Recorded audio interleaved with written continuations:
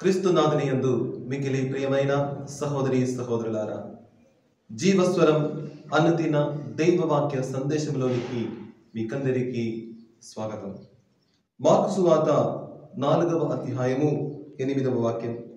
ఇంకా కొన్ని సారవంతముకు నేలలో పడి మొలిచి పెరిగి పెద్దవై 30 దంతలుగను 60 దంతలుగను 100 అంతలుగను ఫలించును.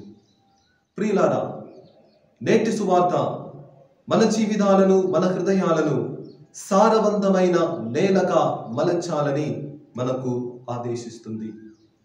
సారవంతమైన నేలగా మన హృదయాలను మన జీవితాలను మనం మలచినప్పుడు మార్చినప్పుడు మనము 100 అంతలుగా ఫలించవచ్చు.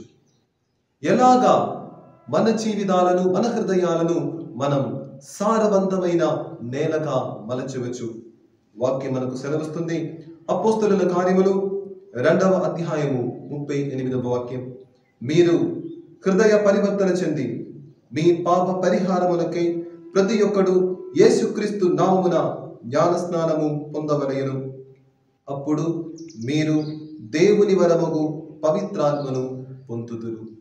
హృదయ పరివర్తనము చెంది మనం జీవించినప్పుడు దేవుని వరమగు పవిత్రాత్మను మనం పొందవచ్చు.